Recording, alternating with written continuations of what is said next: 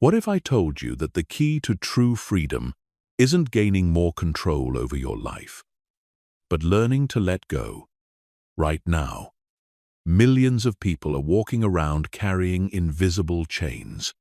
They're mentally imprisoned by past relationships that ended years ago, traumatized by failures that happened decades back, and emotionally paralyzed by fears that may never come to pass.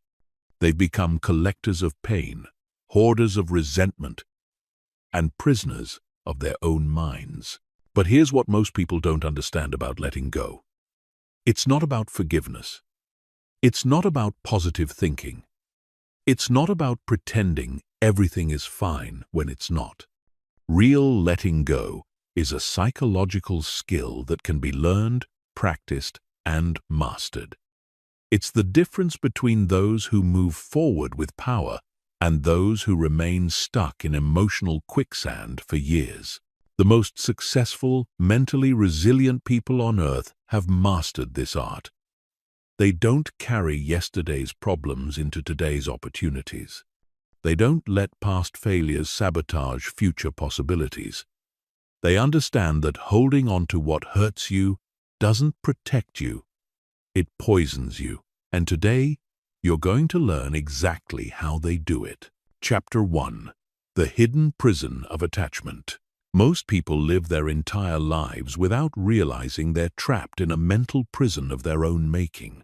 Every day, they wake up carrying the same emotional baggage they've been dragging around for months, years, sometimes decades.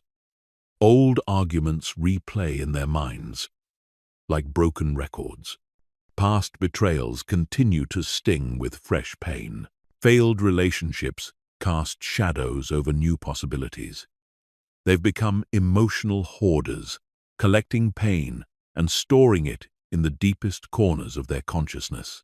But here's the brutal truth that no one wants to face. The thing you're holding on to is holding you back. That grudge you've been nursing isn't protecting you from future hurt. It's preventing you from future happiness. That failure you keep replaying in your mind isn't teaching you lessons anymore. It's teaching you to fear trying again. That person who hurt you years ago isn't suffering because you can't forgive them. You are. The science is clear on this. When you hold on to negative emotions, your brain literally rewires itself around that pain. Neuroscientist Dr. Rick Hansen explains that our brains have what he calls a negativity bias. We're neurologically wired to hold on to negative experiences more strongly than positive ones. This served our ancestors well when remembering where the predators lived could save their lives. But in the modern world, this same mechanism keeps us trapped in psychological loops that serve no purpose except to make us miserable. Every time you rehearse an old hurt, you're strengthening the neural pathways associated with that pain. Your brain doesn't distinguish between remembering something that happened and experiencing it fresh. When you replay that argument from 5 years ago, your nervous system responds as if it's happening right now. Your stress hormones spike. Your heart rate increases. Your body floods with the same chemicals it would release if you were actually under attack. This is why some people can't move on. They're not just remembering the past, they're reliving it daily. They've trained their brains to be expert pain processors.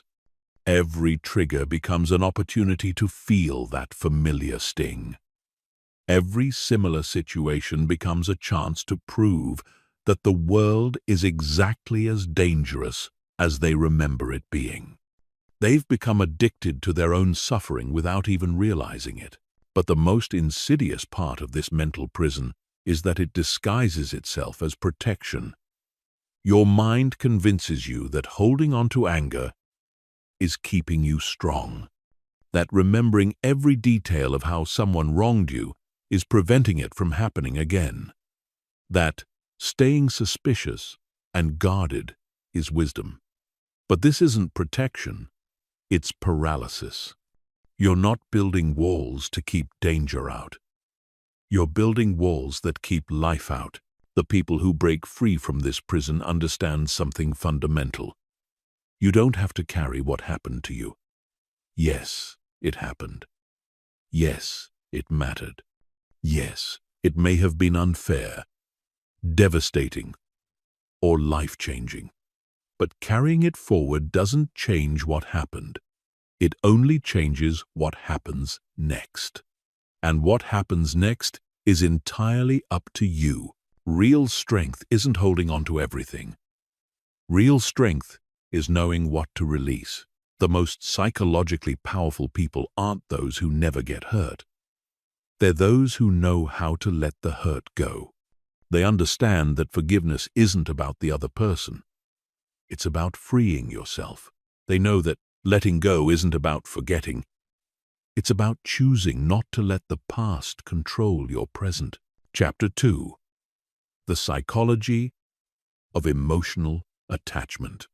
To understand why letting go feels so impossibly difficult, you need to understand how your brain forms emotional attachments in the first place. This isn't just about romantic relationships or family bonds. Your brain forms attachments to everything: ideas, identities, outcomes, expectations, even pain itself. And once these attachments form, your mind will fight to preserve them, even when they're destroying your life. Attachment theory, developed by psychologist John Bowlby, reveals that humans are biologically wired to form emotional bonds as a survival mechanism. In infancy, attachment to caregivers literally kept us alive. Children who could successfully attach to adults who would protect and feed them were more likely to survive. This attachment system is so fundamental that it shapes how you relate to everything in your adult life. But here's where it gets complicated. Your attachment system doesn't just bond you to people. It bonds you to anything that becomes familiar or feels necessary for your sense of safety and identity. This includes your beliefs about yourself, your relationships, your career, even your problems. Yes, you can become attached to your problems. If you've been anxious for years, anxiety becomes part of your identity. If you've been struggling financially, that struggle becomes familiar. If you've been hurt repeatedly, that hurt becomes what you expect. The brain craves predictability above almost everything else. Even negative predictability feels safer than positive uncertainty. This is why people often sabotage good relationships, reject opportunities, or remain in situations that make them miserable. The known pain feels safer than the unknown possibility. Your brain would rather keep you in familiar misery than risk unfamiliar happiness. Dr. Daniel Siegel's research on neuroplasticity shows us that every experience literally changes the structure of your brain. When you repeatedly think the same thoughts, feel the same emotions, or tell yourself the same stories, you're strengthening specific neural networks. Over time, these networks become highways of least resistance. Your brain defaults to these patterns automatically, without your conscious input. This is why changing feels so hard. You're not just trying to think differently. You're trying to rewire neural pathways that have been reinforced thousands of times. You're asking your brain to abandon superhighways and create new dirt roads. Your nervous system interprets this change as a threat and activates your fight or flight response to resist it. But there's another layer to this that most people never understand. Secondary attachment. You don't just get attached to experiences, you get attached to the meaning you've assigned to those experiences. If someone betrayed you, you might form the meaning, "People can't be trusted." If you failed at something important, you might create the meaning, "I'm not good enough." These meanings become part of your identity, and your brain will work tirelessly to prove them true.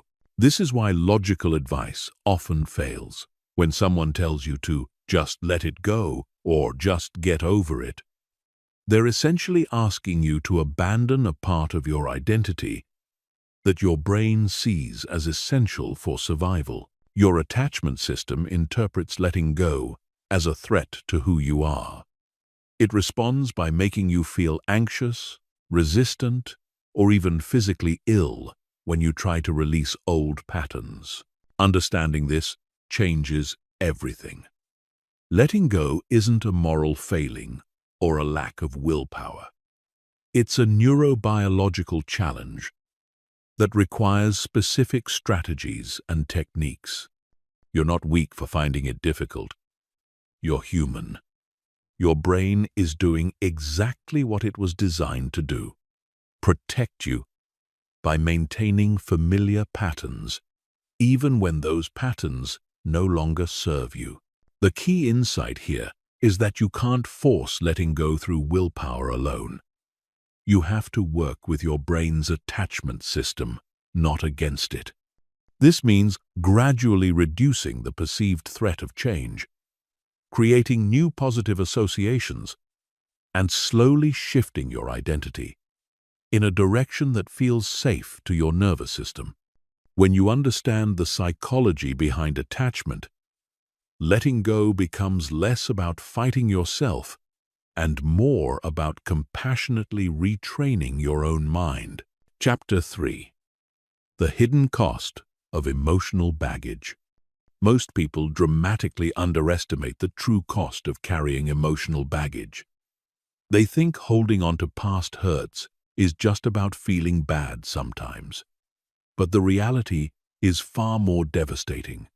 Emotional baggage doesn't just affect your mood, it affects your health, your relationships, your career, your decision-making ability, and your capacity to experience joy. It's like carrying a 100-pound weight everywhere you go while pretending it's not affecting your ability to run. Let's start with what emotional baggage does to your body. Chronic resentment, unprocessed trauma, and persistent negative emotions create a state of prolonged stress that wreaks havoc on your physical health. Dr. Gabor Mate's groundbreaking research shows that emotional stress is directly linked to autoimmune diseases, cancer, heart disease, and chronic pain conditions. When you hold on to anger, your body produces stress hormones like cortisol and adrenaline that are meant for short-term threats, not long-term storage. Imagine your body's stress response system like a fire alarm. It's designed to go off when there's immediate danger. Mobilize your resources to deal with the threat. Then return to normal once the danger passes. But when you carry emotional baggage, it's like having a fire alarm that never shuts off. Your nervous system remains in a constant state of alert, believing that the danger from years ago is still present today. This chronic stress state doesn't just make you feel tired, it literally ages you faster. Research from the University of California shows that people who carry high levels of psychological stress have shorter telomeres, the protective caps on chromosomes that determine cellular aging. Emotional baggage is literally shortening your lifespan at a genetic level. Every day you spend holding on to past hurts is a day you're borrowing from your future health. But the physical costs are only the beginning. Emotional baggage destroys your ability to form healthy relationships. When you're carrying unresolved hurt from past relationships, you unconsciously project that pain onto new people. You become suspicious of kindness. You interpret neutral actions as threats, and you build walls that keep genuine connection out. You're not protecting yourself from getting hurt again. You're guaranteeing that you'll be lonely.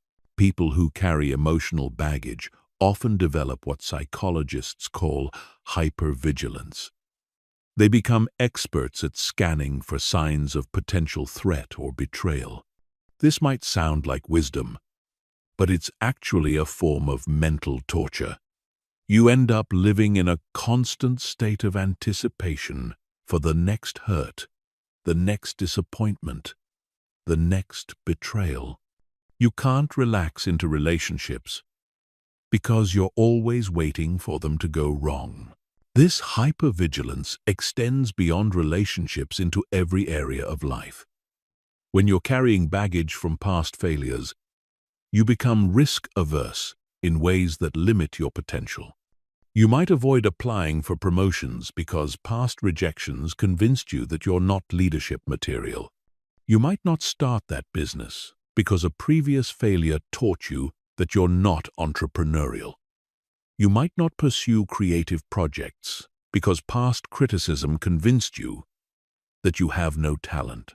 Emotional baggage also hijacks your decision-making ability. Instead of making choices based on current reality and future possibilities, you make choices based on past pain. You choose the safe option not because it's best, but because it won't trigger memories of when you chose the risky option and got hurt. You avoid certain types of people not because they're wrong for you, but because they remind you of someone who hurt you.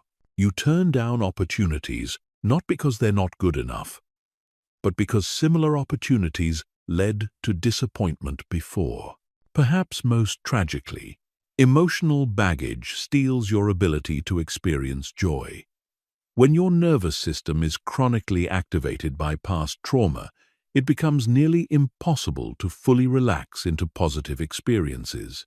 Even when good things happen, part of your mind is waiting for the other shoe to drop, anticipating how this good thing will eventually turn bad, or feeling guilty for being happy when you should be protecting yourself. This is why some people can achieve everything they thought they wanted and still feel empty. They got the relationship, the career, the financial success, but they can't enjoy it because they're still carrying the pain from when they didn't have these things. The baggage from their struggling years prevents them from fully embracing their successful ones. The most insidious cost of emotional baggage is how it limits your identity. When you define yourself by what happened to you, you become stuck in an old version of yourself. You remain the person who was betrayed, the person who failed, the person who wasn't chosen, the person who was hurt. This identity becomes a prison that prevents you from growing, evolving, and becoming who you're capable of being. But here's what you need to understand. None of these costs are necessary. Every single one of them can be eliminated by learning to let go. The weight you've been carrying isn't permanent. The hypervigilance isn't protecting you. The fear isn't keeping you safe. It's all just programming that can be changed. When you truly let go, you don't just feel better. You become free to experience life with the full capacity that was always yours. Chapter 4. The Neuroscience of Release. Understanding how your brain processes and stores emotional information is crucial for learning to let go effectively. Most people try to release old pain through willpower or positive thinking. But these approaches often fail because they don't address the neurobiological reality of how memories and emotions are encoded in your brain. Real letting go requires working with your nervous system, not against it. When something traumatic or emotionally significant happens to you, your brain doesn't just store it as a regular memory. It gets encoded in multiple areas simultaneously. The hippocampus stores the narrative details. The amygdala stores the emotional intensity. and the body stores the physical sensations. This is why traumatic memories feel so vivid, and why they can be triggered by seemingly unrelated events. A smell, a tone of voice, or even a particular feeling can activate the entire memory network instantly. Dr. Bessel van der Kolk's groundbreaking research in The Body Keeps the Score reveals that traumatic memories are stored differently than normal memories. Regular memories integrate over time, becoming less vivid and emotionally charged. But traumatic memories remain frozen in their original form, complete with all the emotional and physical sensations from when they first occurred. This is why someone can talk about a painful event from 20 years ago and still become flooded with the same emotions they felt originally. The key insight here is that traumatic memories aren't fully processed. They exist in your nervous system like undigested emotional food. Your brain keeps trying to make sense of them, replay them, and resolve them. But without the right tools, they remain stuck in an active state. This is why certain memories seem to have such power over you, why they can affect your mood instantly, and why they influence your behavior even when you consciously know better. But neuroscience has also revealed something hopeful. Your brain is neuroplastic, meaning it can literally rewire itself throughout your entire life. Every time you access a memory, it becomes temporarily unstable and can be modified before it's stored again.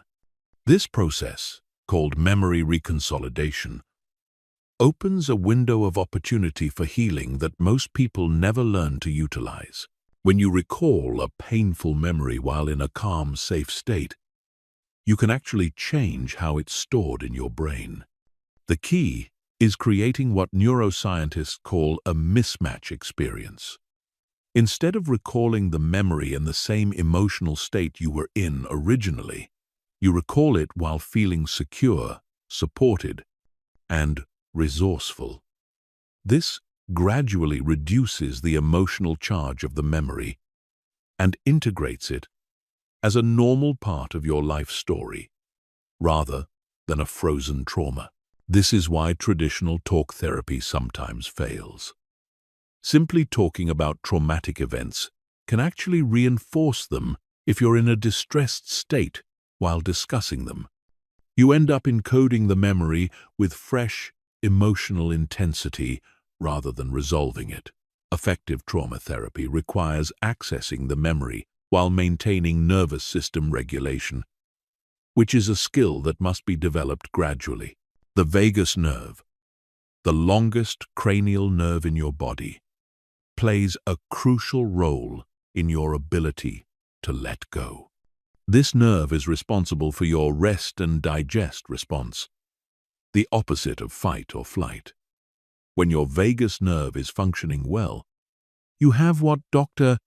Stephen Porges calls neuroception of safety.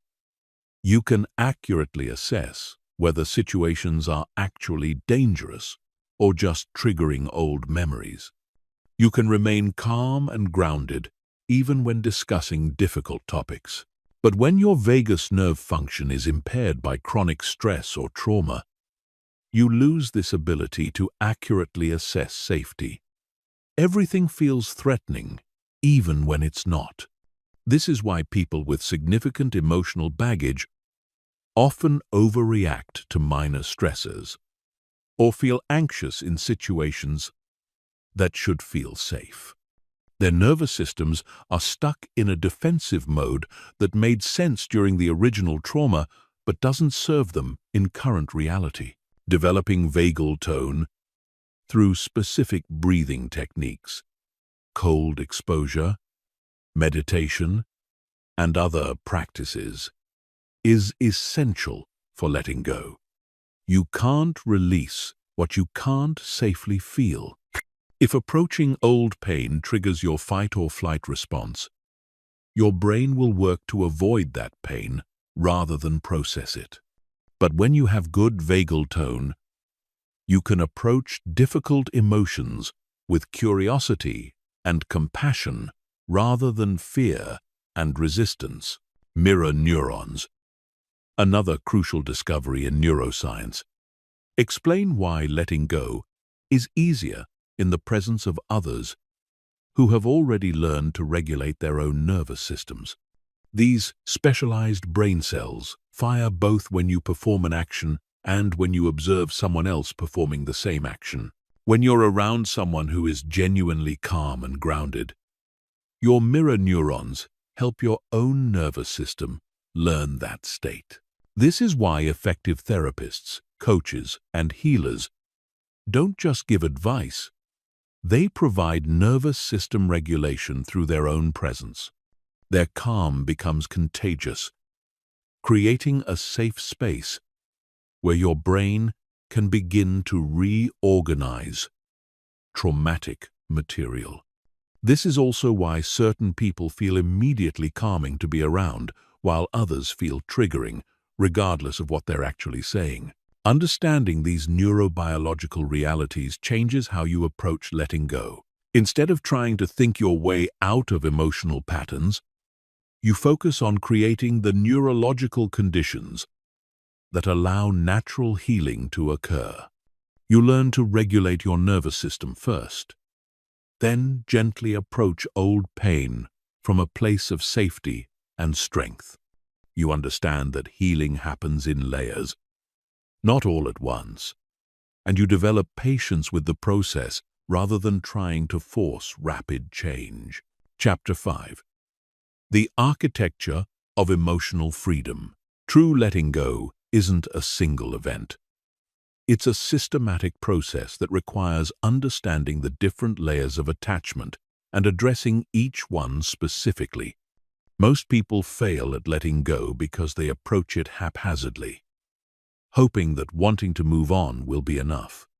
But emotional freedom has an architecture, a specific structure that must be built carefully and intentionally. The foundation of emotional freedom is what I call radical self-honesty. Before you can let go of anything, you must first acknowledge exactly what you're holding on to and why. This sounds simple, but most people live in elaborate denial about their emotional attachments. They'll say they're over something while their behavior clearly demonstrates they're not. They'll claim they've forgiven someone while still avoiding places where they might run into that person. They'll insist they're ready to move forward while sabotaging every opportunity to actually do so. Radical self-honesty requires looking at your emotional attachments without judgment, but with complete accuracy. This means acknowledging the secondary benefits you're getting from holding on to pain. Yes, there are benefits. Or you would have let go already. Maybe holding on to anger makes you feel powerful in a situation where you felt powerless. Maybe staying hurt gets you sympathy and attention from others. Maybe remaining stuck allows you to avoid taking risks that could lead to new disappointments. These secondary benefits aren't character flaws. They're survival strategies that made sense at one time. Your psyche developed them for good reasons, and honoring that while still choosing to evolve beyond them is crucial for lasting change. When you can honestly acknowledge what you're getting from staying stuck, you can consciously choose to get those needs met in healthier ways. The second layer of emotional freedom is developing what I call witness consciousness. This is your ability to observe your thoughts and emotions without being consumed by them. Most people are completely identified with their mental and emotional content. When they feel angry, they become anger. When they think a negative thought, they become that thought. But witness consciousness allows you to step back and observe these internal experiences with detachment and curiosity. Developing witness consciousness is like learning to watch your emotions like weather patterns. Instead of being caught in the storm, you can observe the storm from a place of safety. You can notice anger arising without becoming angry. You can watch fear move through you without becoming fearful. This doesn't mean becoming emotionally numb. It means developing the capacity to feel without being overwhelmed. Meditation, mindfulness practices, and somatic awareness techniques all help develop witness consciousness. But the key is consistency rather than intensity. 5 minutes of daily practice is more valuable than hour-long sessions once a week. You're literally training your brain to recognize that you are not your thoughts, you are not your emotions, and you are not your past experiences. You are the awareness that can observe all of these things. The third layer involves understanding the difference between emotional processing and emotional rumination. Processing is healthy, rumination is toxic. When you process an emotion, you feel it fully. You learn from it.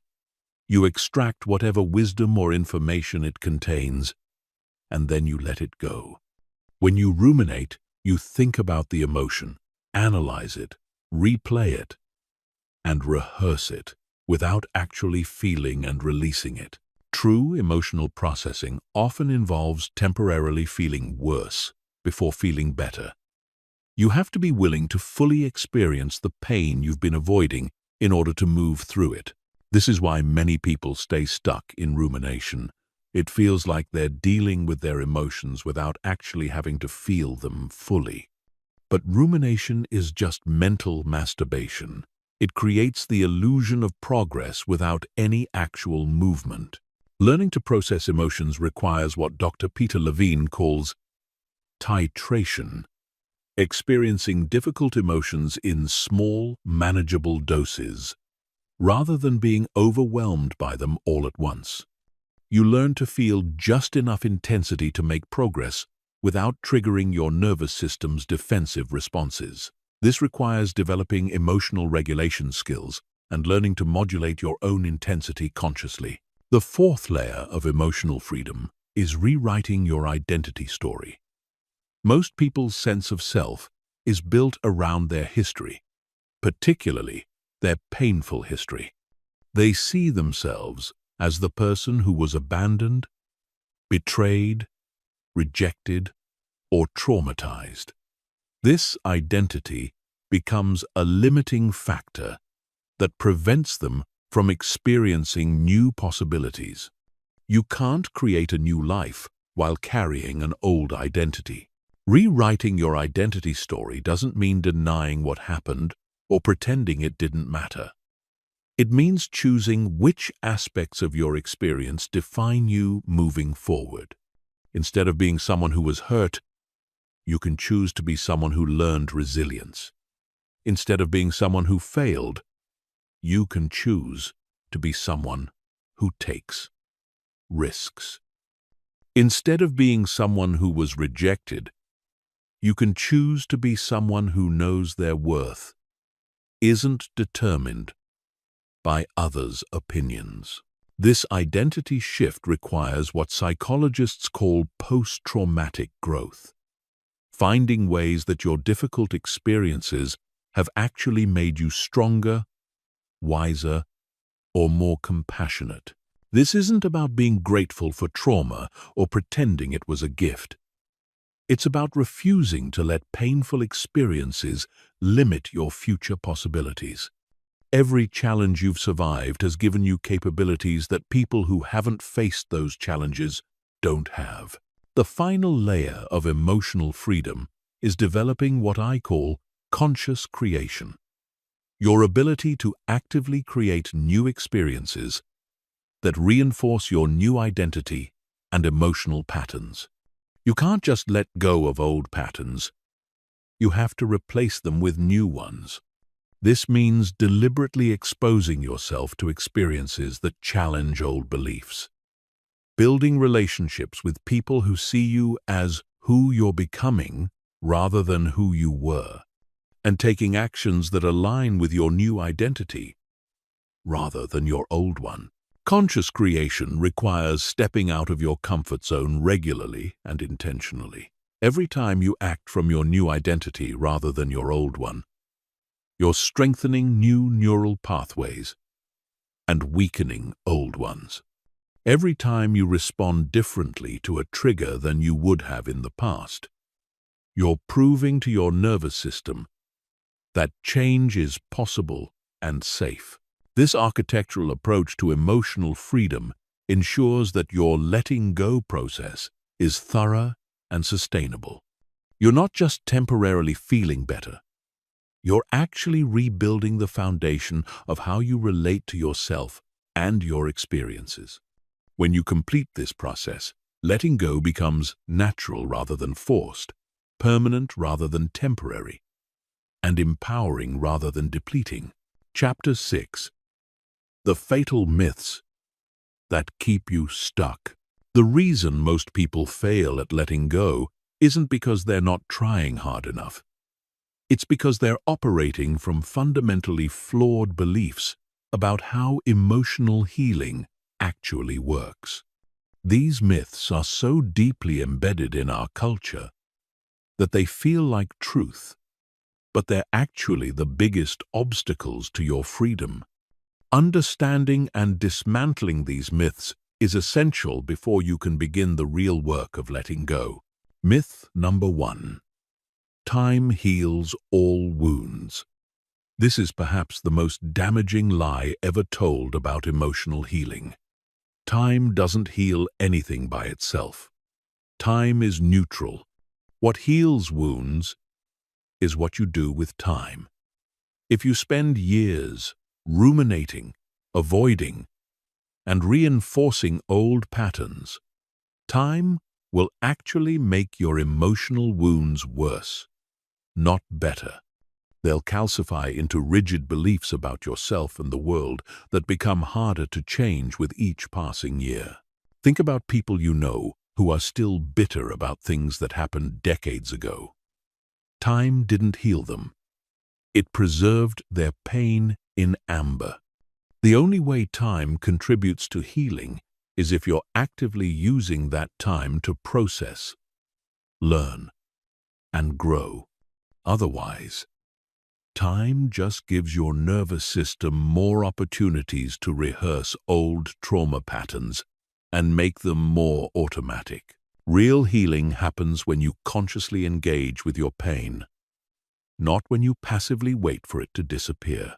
This means feeling it fully, understanding its message, extracting its lessons, and actively choosing to respond differently.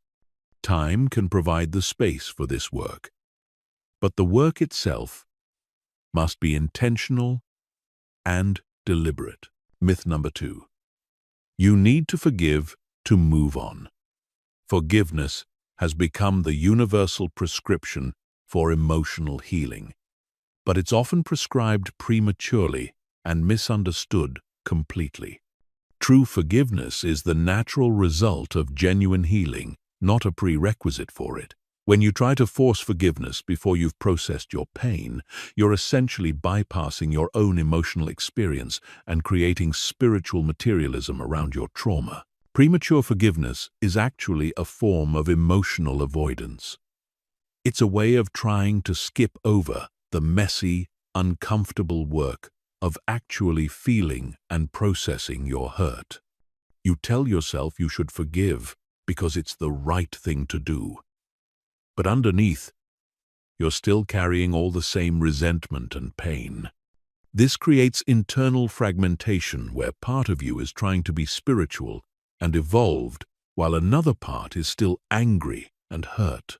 Real forgiveness happens naturally when you've fully processed your experience, when you've grieved what was lost, learned what needed to be learned, and reclaimed your power from the situation.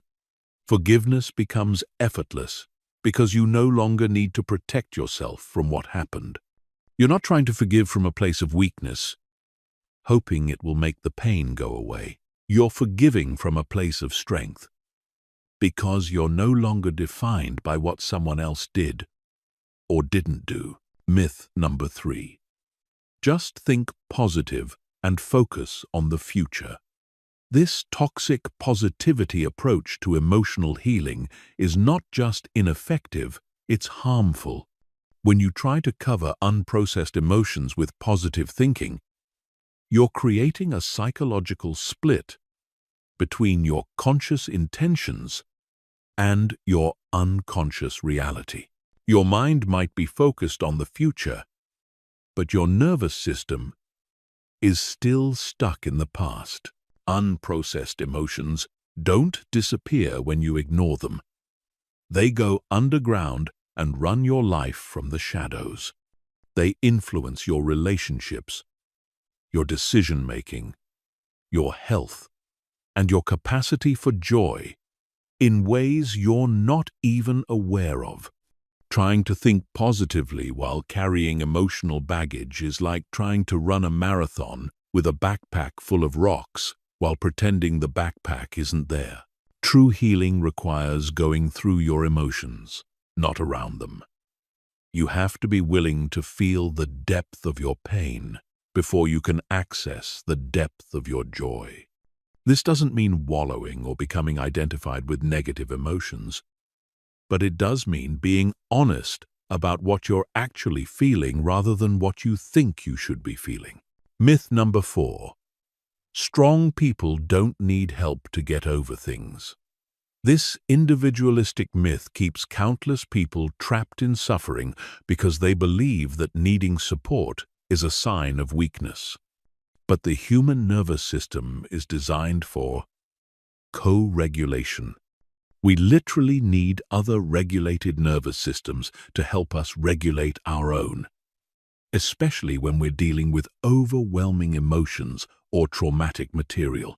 Trying to heal significant emotional wounds completely alone is like trying to perform surgery on yourself. It's possible in extreme circumstances, but it's unnecessarily difficult and often ineffective. The shame around needing help often becomes another layer of suffering that prevents people from accessing the support that could accelerate their healing exponentially. The strongest people aren't those who never need help, they're those who are wise enough to seek appropriate support when they need it. They understand that healing happens in relationship, not in isolation. They know that there's no prize for suffering alone and no shame in letting others help carry the load while they rebuild their strength. Myth number 5. If you truly let go, you'll forget about it. Many people resist letting go because they believe it means forgetting important experiences or dishonoring what they've been through. But letting go has nothing to do with forgetting. Your memories remain. Your lessons remain. Your growth remains. What changes is your relationship to these experiences. When you truly let go, painful memories lose their emotional charge, but retain their informational value. You can remember what happened without being re-traumatized by the memory. You can acknowledge the impact something had on you without continuing to be defined by it. You can honor what you've been through without being imprisoned by it. This distinction is crucial because the fear of forgetting often keeps people attached to pain. They worry that if they stop hurting about something, it means it didn't matter, or that they're betraying their own experience. But the opposite is true. When you let go skillfully, you're actually honoring your experience by refusing to let it limit your future possibilities. Myth number 6. Letting go means you're weak or giving up. This myth confuses letting go with giving up, but they're completely different. Giving up is surrendering your power to external circumstances. Letting go is reclaiming your power from past circumstances. Giving up is passive and defeated. Letting go is active and empowered.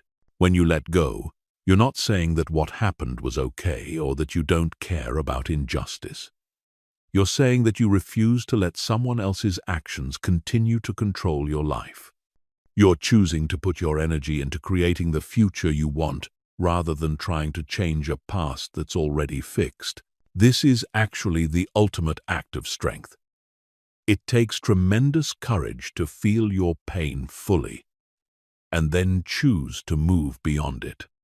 It takes incredible power to stop being a victim of your circumstances and start being the author of your life. Letting go isn't weakness. It's liberation. Chapter 7. The Truth About Forgiveness versus Letting Go. One of the most misunderstood aspects of emotional healing is the relationship between forgiveness and letting go. Most people use these terms interchangeably, but they're actually completely different processes that serve different functions in your psychological development.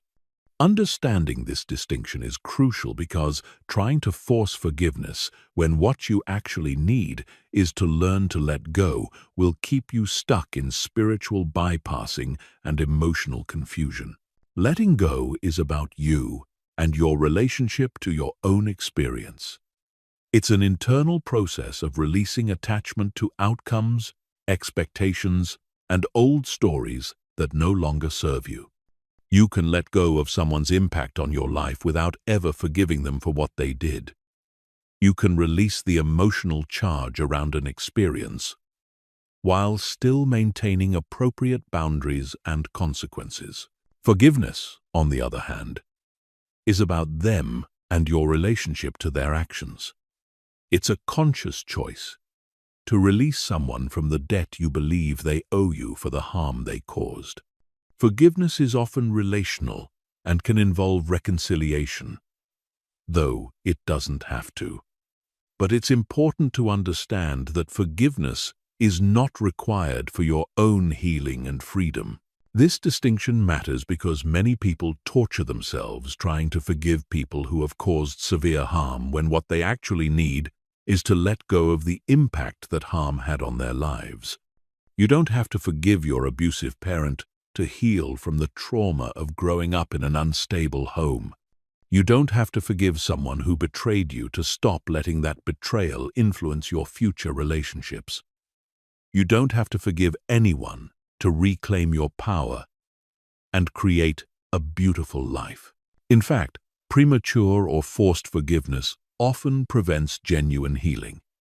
When you try to forgive someone before you've fully processed your own experience, you're essentially abandoning yourself emotionally.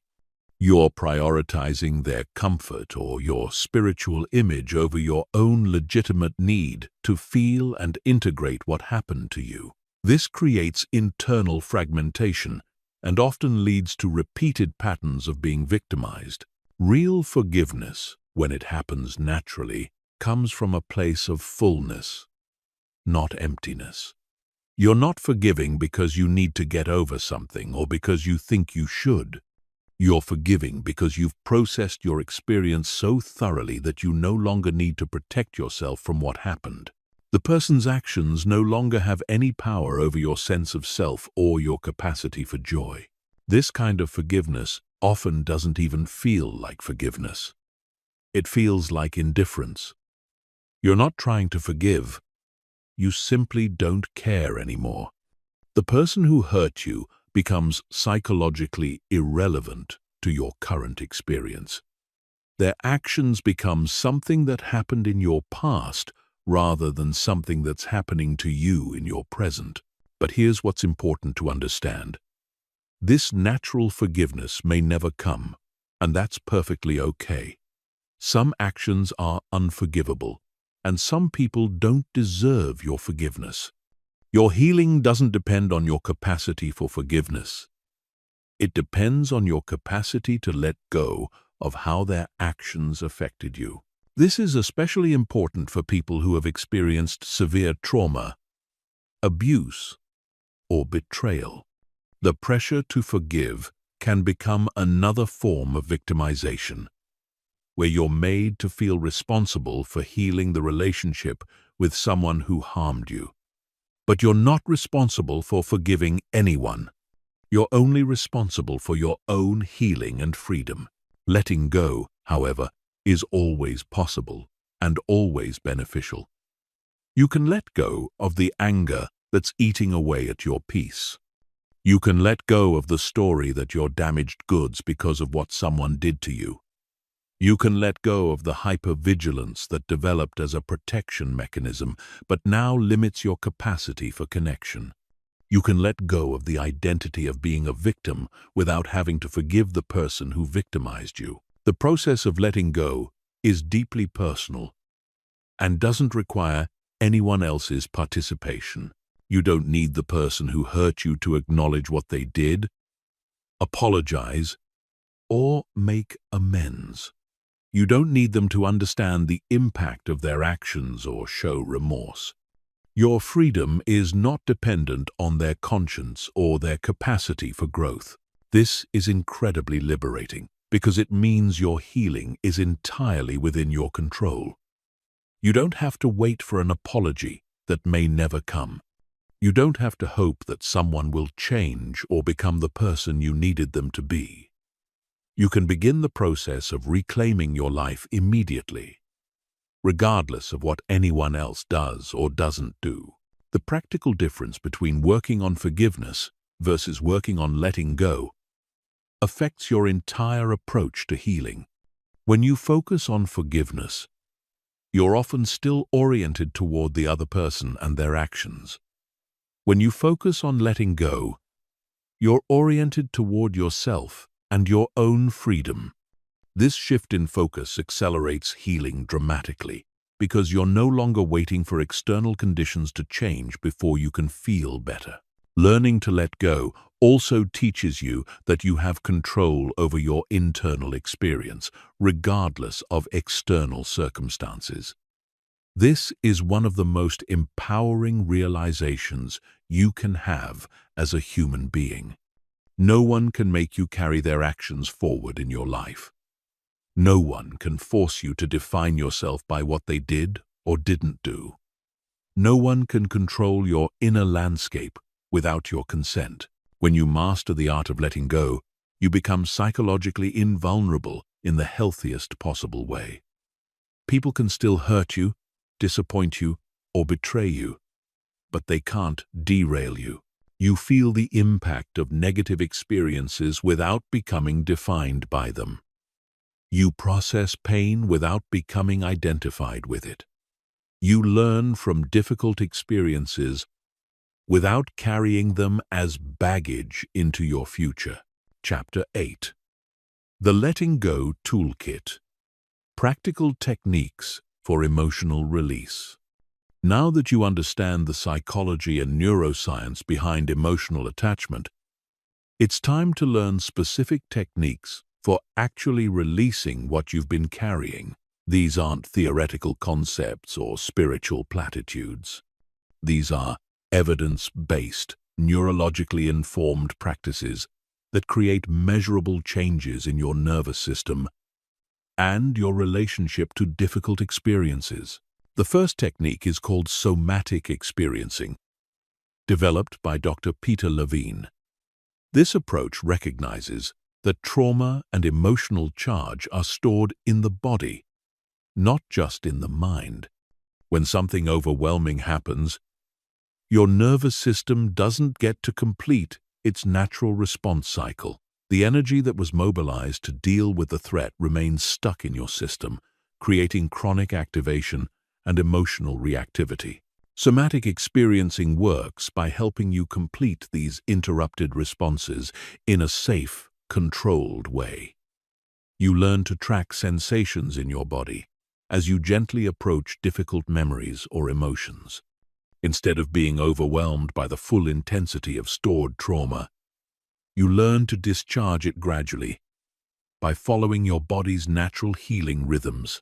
The key principle is titration, experiencing just enough activation to make progress without overwhelming your nervous system's capacity to integrate the experience.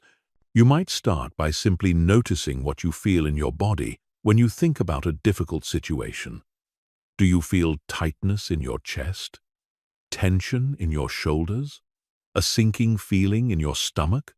Instead of trying to think your way through these sensations, you simply observe them with curiosity and allow them to move and change naturally. Often, just this simple act of witnessing creates spontaneous release. Your body begins to shake, tremble, or move in ways that discharge the stored energy. You might feel heat, tingling, or waves of sensation as your nervous system completes responses that were interrupted years ago. This isn't emotional catharsis or dramatic emotional expression. It's the quiet, organic process of your body healing itself when given the space and attention to do so. The second technique is cognitive restructuring, but not the positive thinking version that most people are familiar with. Real cognitive restructuring involves identifying and challenging the unconscious beliefs that keep you attached to old pain. These beliefs often form during traumatic or disappointing experiences and then operate below the level of consciousness, influencing your behavior and emotional reactions without your awareness. For example, if you were betrayed by someone you trusted, you might have formed the unconscious belief that people always let you down, or trust leads to pain. This belief then filters your perception of new relationships, causing you to look for evidence that supports it while ignoring evidence that contradicts it. You end up creating a self-fulfilling prophecy where your defensive behavior actually creates the rejection you're trying to avoid. Cognitive restructuring involves bringing these unconscious beliefs into conscious awareness and then systematically examining their validity. You ask questions like, is this belief actually true in all cases? What evidence do I have that contradicts this belief? How is this belief serving me, and how is it limiting me? What would be a more balanced and accurate belief? The goal isn't to replace negative beliefs with unrealistically positive ones. It's to develop more nuanced, flexible beliefs that allow for both the reality of human imperfection and the possibility of genuine connection and success. Instead of, people always let you down, you might develop the belief that some people are trustworthy and some aren't, and I can learn to discern the difference. The third technique is emotional regulation through breathwork. Your breath is the fastest and most accessible tool for changing your nervous system state. When you're carrying emotional baggage, your breathing patterns often become shallow, restricted, and irregular. This perpetuates the stress response and keeps you stuck in reactive patterns. Conscious breathing practices can literally rewire your nervous system in real time. When you breathe slowly and deeply, you activate your parasympathetic nervous system, which is responsible for rest, repair, and integration. This creates the neurological conditions necessary for emotional processing and release. One of the most effective breathing patterns for emotional release is called coherent breathing. You breathe in for a count of 5 and out for a count of 5, maintaining this rhythm for 10 to 20 minutes. This creates what researchers call heart rate variability coherence, a state where your heart, brain, and nervous system are operating in optimal synchronization. While maintaining this breathing rhythm, you can gently bring difficult emotions or memories into your awareness. Instead of being overwhelmed by their intensity, the regulated breathing keeps your nervous system stable enough to process them safely. You're not trying to force anything to change. You're simply creating the conditions where natural healing can occur. The fourth technique involves working with parts of your personality through internal family systems therapy, developed by Dr. Richard Schwartz. This approach recognizes that everyone has different aspects or parts of their personality that develop to help them survive and thrive in different circumstances. When you've been hurt or traumatized, protective parts develop to keep you safe from similar experiences in the future. The problem is that these protective parts often overgeneralize and continue trying to protect you even when you're no longer in danger. The part that learned not to trust anyone continues operating even in relationships with trustworthy people. The part that learned to be hypervigilant continues scanning for threats even in safe environments. The part that learned to be self-sufficient continues rejecting help even when support would be beneficial. Working with parts involves developing a relationship with these different aspects of yourself with curiosity and compassion rather than judgment or rejection. You learn to appreciate what each part was trying to do for you, while also helping it update its understanding of your current reality. You might have a conversation with the part that doesn't trust anyone, thanking it for trying to protect you, while explaining that you're now capable of making more nuanced decisions about who to trust. This internal dialogue isn't just imagination or self-talk. Neuroscience has shown that different parts of your personality are associated with different neural networks in your brain. When you consciously communicate with these different parts, you're actually facilitating integration between different brain regions, which is the neurological basis of psychological healing. The fifth technique is conscious memory reconsolidation. Every time you recall a memory, it becomes temporarily unstable and can be modified before it's stored again. This creates an opportunity to change how traumatic memories are encoded in your brain, reducing their emotional charge and integrating them more effectively into your life story. The process involves recalling difficult memories while maintaining a resourced, regulated state. You might surround yourself with people who make you feel safe, engage in activities that make you feel strong, or use breathing techniques to stay grounded. From this regulated state, you gently bring the difficult memory into your awareness.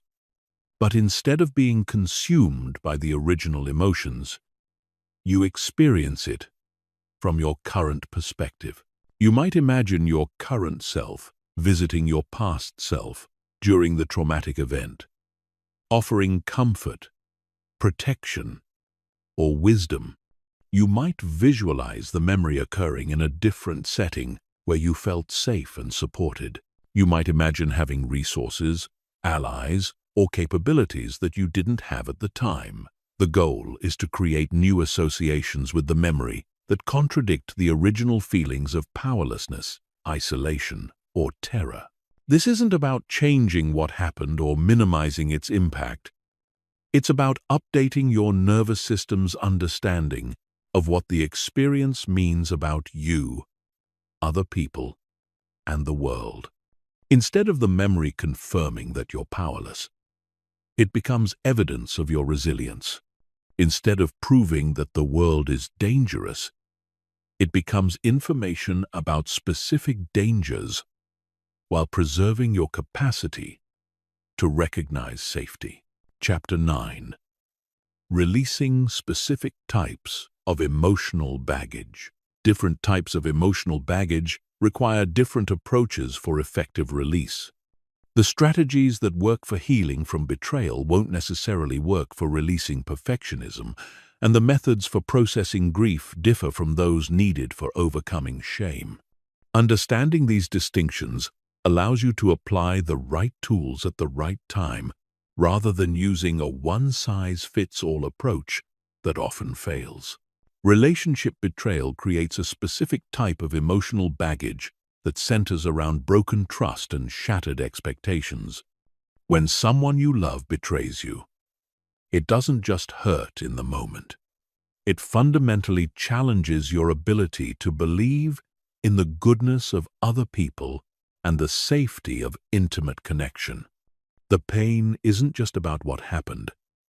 It's about what it seems to mean about your judgment, your worth, and the possibility of future happiness. The key to releasing betrayal baggage is separating the specific person and situation from your general capacity for trust. Betrayal teaches you that this person, in this situation, with these circumstances, was not trustworthy. It doesn't mean that no one is trustworthy, that you're incapable of good judgment, or that love always leads to pain. But your nervous system often generalizes from one data point, creating protective strategies that limit all future relationships. Healing from betrayal requires developing what researchers call differentiated trust. Instead of seeing trust as all or nothing, you learn to assess trustworthiness contextually. You can trust someone with emotional support but not financial decisions. You can trust someone in casual friendship but not intimate partnership. You can trust someone's intentions while recognizing their limitations or blind spots. This nuanced approach to trust allows you to remain open to connection while being appropriately cautious. You're not trying to trust everyone equally, which would be naive and dangerous. You're learning to calibrate your trust based on evidence, consistency, and track record, rather than either blind faith or universal suspicion.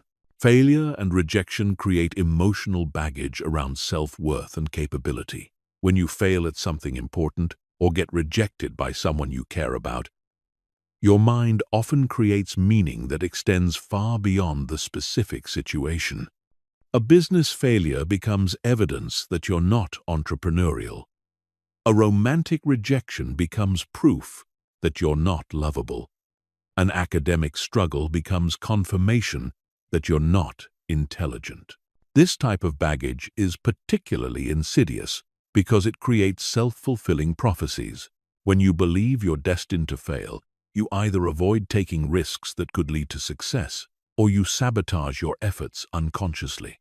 When you believe you're not worthy of love, you either avoid relationships, or you behave in ways that push people away. Releasing failure and rejection baggage requires developing what psychologist Carol Dweck calls a growth mindset. Instead of seeing failure as evidence of fixed limitations, you learn to see it as feedback and opportunity for improvement.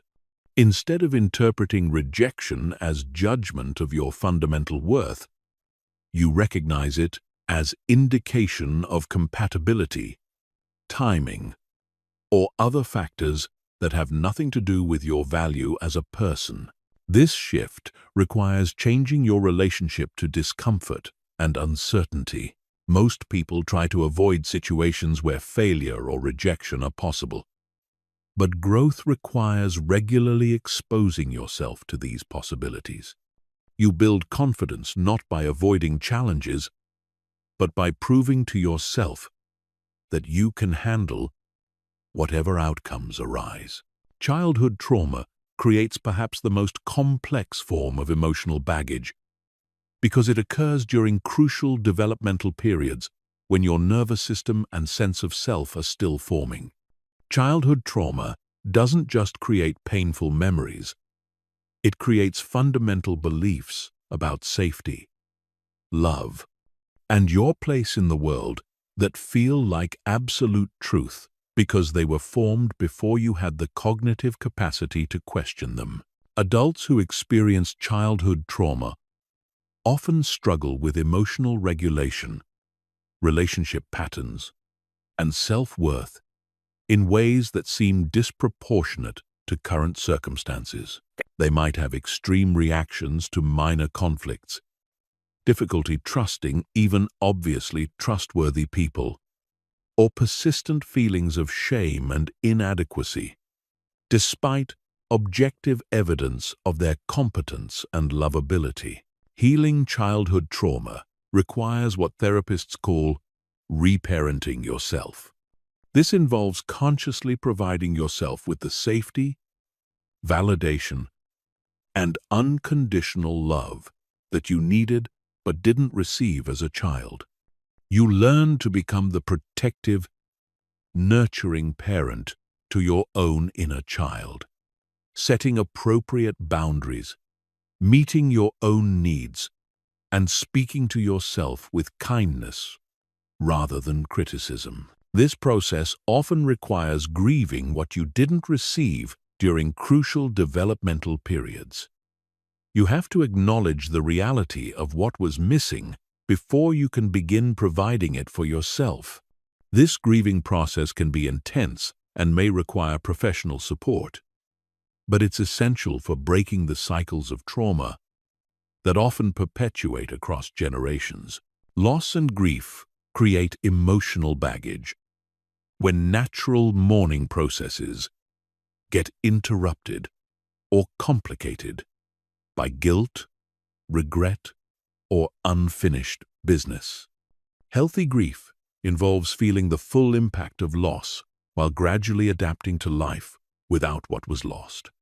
But complicated grief gets stuck in particular stages, often because there are secondary emotions like anger or relief that feel unacceptable alongside sadness. The key to releasing grief baggage is learning to feel all the emotions associated with your loss, not just the ones that seem appropriate or socially acceptable. You might feel angry at someone who died for leaving you. You might feel relieved that a difficult relationship is over. You might feel guilty for moving forward when someone you loved can't. All of these emotions are normal and necessary parts of the grieving process. Healthy grief also requires finding ways to maintain connection to what was lost, while building new meaning and purpose in your current life. This might involve creating rituals that honor someone's memory, carrying forward their values in your own choices, or finding ways to help others who are facing similar losses. The goal isn't to get over significant losses, but to integrate them into your continuing life story in ways that honor both what was lost and what remains possible. Shame creates perhaps the most paralyzing form of emotional baggage because it attacks your core sense of worth and belonging. While guilt says, "I did something bad," shame says, "I am something bad." This distinction is crucial because shame-based identity creates pervasive feelings of inadequacy that affect every area of all ever, quote, of guilt life.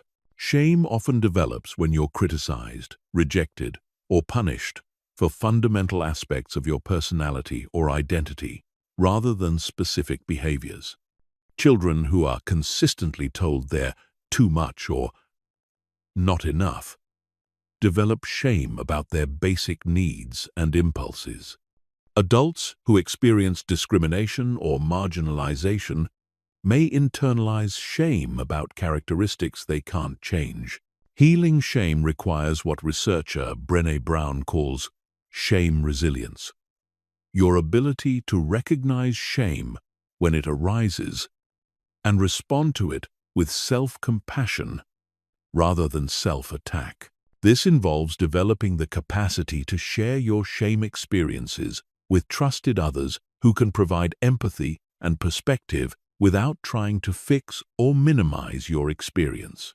Shame loses its power when it's met with empathy rather than isolation. When you can voice your shame to someone who responds with understanding rather than judgment, you begin to realize that feeling flawed doesn't mean you are flawed. The experience of being accepted despite your imperfections begins to rebuild your capacity for self-acceptance and authentic connection with others. Chapter 10. Creating your personal, letting go practice. Letting go isn't a one-time event. It's an ongoing practice that requires regular attention and cultivation. Just like physical fitness, emotional freedom requires consistent maintenance to prevent old patterns from reasserting themselves and new challenges from creating fresh attachments. Creating a personalized letting go practice ensures that you continue growing in emotional resilience and psychological freedom throughout your life. The foundation of any effective letting go practice is daily nervous system regulation. Your capacity to release old patterns and remain non-attached to new ones depends entirely on your ability to maintain a regulated nervous system state. When you're dysregulated, everything feels like a threat, and your brain defaults to old protective patterns regardless of what you consciously know or intend. Nervous system regulation isn't complicated, but it does require consistency. Simple practices like coherent breathing, cold exposure, gentle movement, or spending time in nature can maintain the neurological conditions that support emotional flexibility. The key is finding practices that you actually enjoy and can realistically maintain rather than forcing yourself into rigid routines that become another source of stress. Your regulation practice should include both proactive maintenance and responsive intervention strategies. Proactive maintenance involves daily practices that keep your nervous system balanced even when life is going well. Responsive intervention involves tools you can use when you notice yourself becoming attached, reactive, or emotionally triggered. Having both types of strategies ensures that you can maintain your emotional freedom regardless of external circumstances. The second component of a letting go practice is regular emotional inventory. This involves periodically examining what you might be holding on to without conscious awareness. Emotional attachments often develop gradually and can operate below the threshold of consciousness for long periods before you realize they're affecting your life.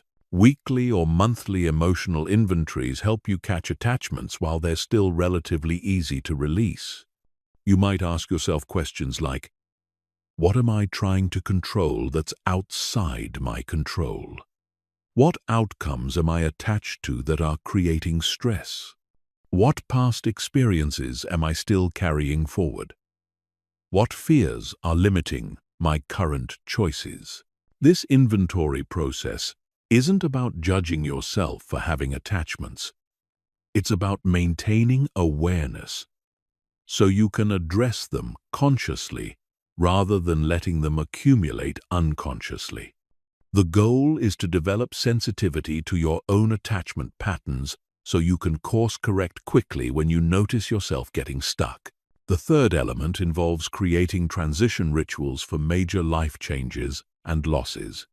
Transitions are natural opportunities for letting go, but without conscious ritual and intention, they often become sources of additional attachment and resistance. When you approach transitions with deliberate letting go practices, they become opportunities for growth and renewal rather than sources of trauma and regret. Transition rituals can be simple or elaborate, private or shared, depending on your preferences and circumstances. The important element is conscious acknowledgement of what you're releasing and what you're stepping into.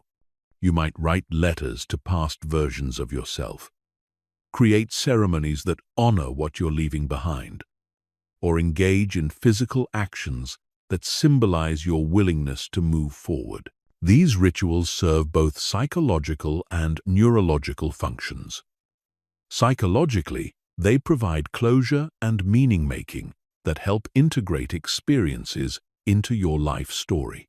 Neurologically, they create clear demarcations that help your brain update its models of reality and identity. Without conscious transitions, your nervous system often remains oriented toward old realities that no longer exist. The fourth component is building and maintaining relationships that support your emotional freedom rather than reinforcing old patterns. Your social environment has enormous influence on your capacity to let go and remain non-attached. Relationships that consistently trigger old wounds, reward emotional drama, or punish growth will undermine even the most dedicated personal practice. This doesn't mean you have to cut off everyone who challenges you or triggers your growth edges. It means consciously choosing to prioritize relationships that support your highest development while setting appropriate boundaries with those that don't. You want to be around people who model healthy emotional regulation, support your healing journey, and encourage your continued growth rather than those who benefit from keeping you stuck in old patterns. Building a supportive community often requires being selective about who you share your healing journey with and who you turn to for support during difficult times. Not everyone in your life needs to understand or support your commitment to emotional freedom, but you need at least a few people who do. These relationships become crucial resources during challenging periods when your individual practice feels insufficient. The fifth element involves developing mastery in one or more specific letting go techniques that resonate with your learning style and life circumstances. While it's helpful to understand many different approaches, true transformation comes from going deep with practices that you can implement consistently and effectively. Some people resonate more with body-based approaches like somatic experiencing or breathwork. Others prefer cognitive approaches like reframing and belief examination. Some find meaning in spiritual practices like meditation or prayer, while others prefer practical approaches like journaling or therapeutic processing. The specific technique matters less than your willingness to practice it regularly and your ability to access it when you need it most. Mastery develops through consistent practice over time, not through accumulating more techniques or information. It's better to become genuinely skilled with one approach than to remain superficial with many. As you develop mastery, you'll naturally integrate insights and techniques from other approaches, but your primary practice provides the foundation for all other learning. The final component of a sustainable letting go practice is regular integration and celebration of your progress. Emotional growth often happens gradually and can be difficult to recognize without conscious attention to how far you've come. Taking time to acknowledge your development reinforces the neural pathways associated with emotional freedom and motivates continued practice during challenging periods. Integration involves consciously recognizing how your letting go practice has changed your life, your relationships, and your capacity for joy and creativity. You might notice that conflicts that would have upset you for weeks now resolve in hours. Disappointments that would have derailed you for months now become minor bumps in your journey. Relationships that would have triggered old wounds now become opportunities for deeper connection and growth. Celebrating this progress isn't about spiritual pride or comparing yourself to others.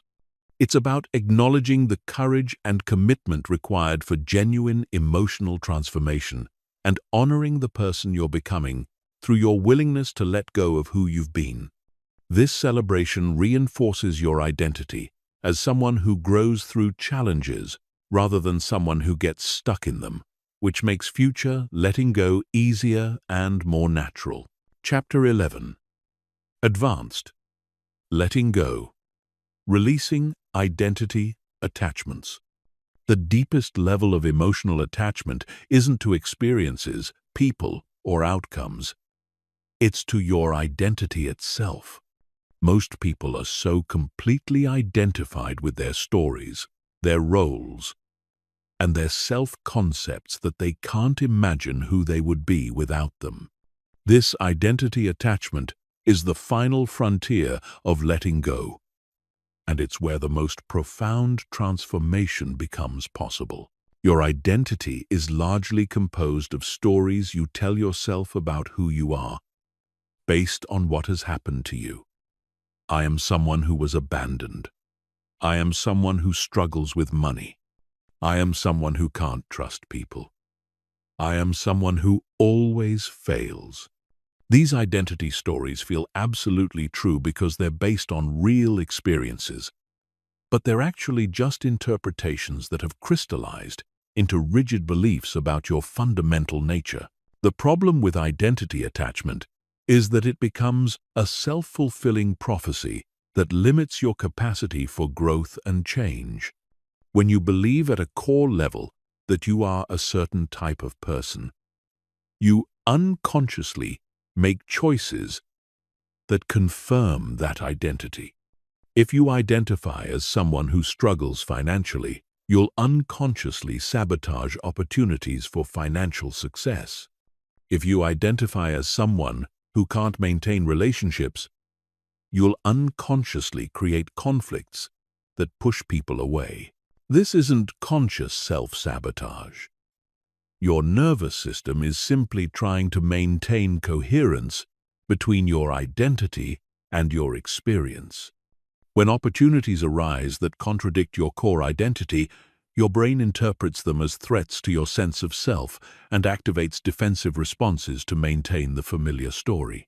You'd rather be right about who you are than be happy in ways that don't fit your self-concept.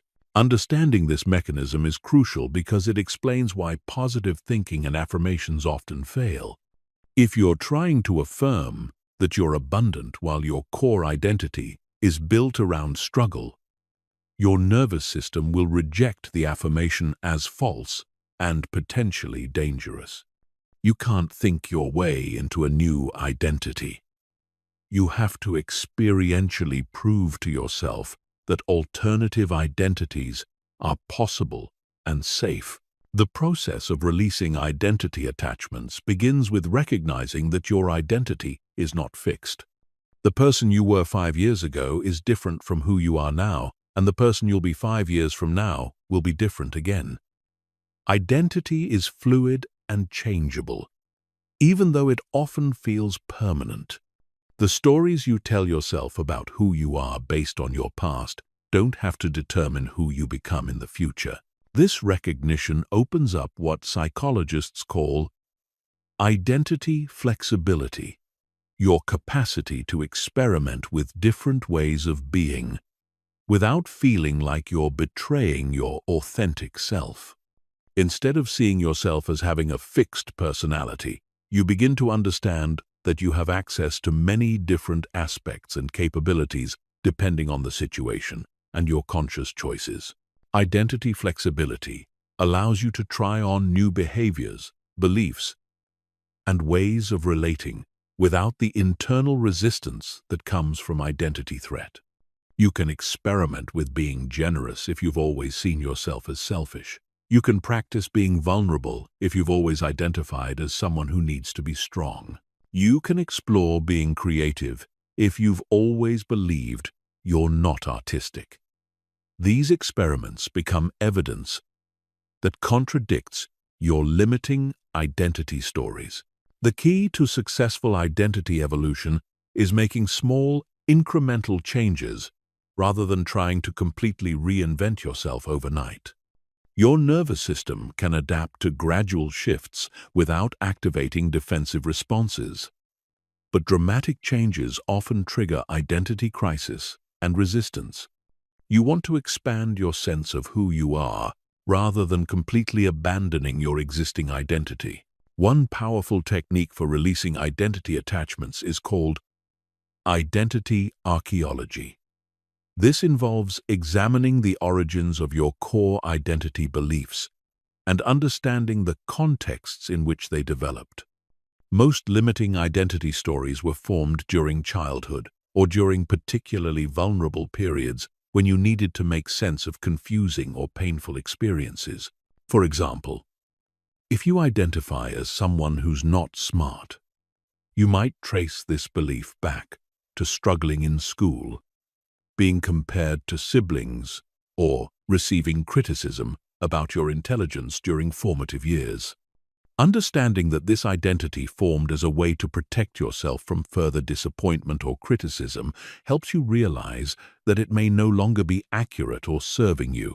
Identity archaeology isn't about blaming your past or excusing your current limitations.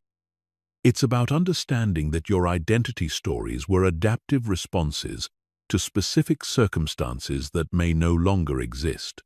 The part of you that learned to see yourself as not smart was trying to protect you from the pain of academic failure by lowering expectations. But this protection may now be preventing you from pursuing opportunities that require intellectual confidence.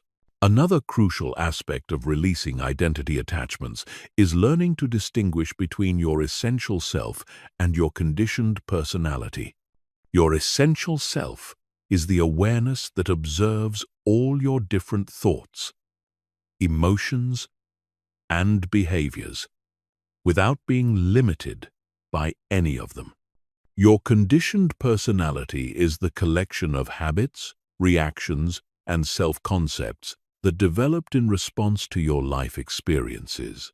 Most people are completely identified with their conditioned personality and believe it represents their true nature. But as you develop the capacity to observe your personality patterns without being controlled by them, you begin to access the freedom that comes from knowing that you are not your thoughts, you are not your emotions, and you are not your historical identity. You are the consciousness that can choose which aspects of yourself to express in any given moment. This shift from personality identification to essential self-awareness is perhaps the most liberating realization possible. It means that no matter what has happened to you, no matter what mistakes you've made, and no matter what limiting beliefs you've carried, your essential nature remains untouched and unlimited. You can always choose to express different aspects of yourself and create new experiences that contradict old identity stories. The process of identity evolution requires tremendous courage because it involves letting go of the familiar sense of self, even when that self has been limiting or painful. There's a period of uncertainty and confusion that happens when you're no longer who you were but haven't yet stabilized into who you're becoming. This transitional space can feel uncomfortable and disorienting, but it's where all genuine transformation happens. During this transitional period, it's important to have support from people who can see your potential beyond your current identity and who won't try to pull you back into old patterns.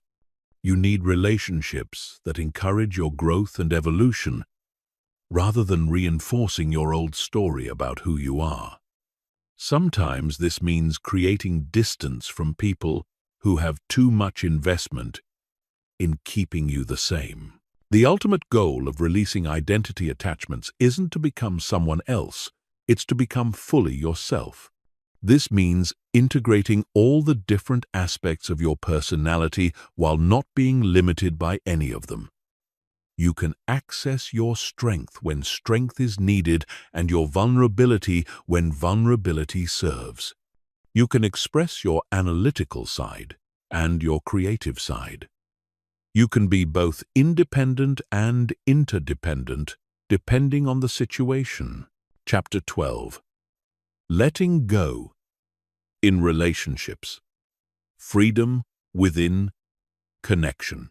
One of the greatest challenges in human experience is learning how to remain emotionally free while deeply connected to others. Most people oscillate between two extremes. Either they become overly attached and lose themselves in relationships, or they remain so detached that they never experience genuine intimacy. Learning to let go within relationships allows you to love fully without losing yourself and to remain autonomous while being genuinely connected.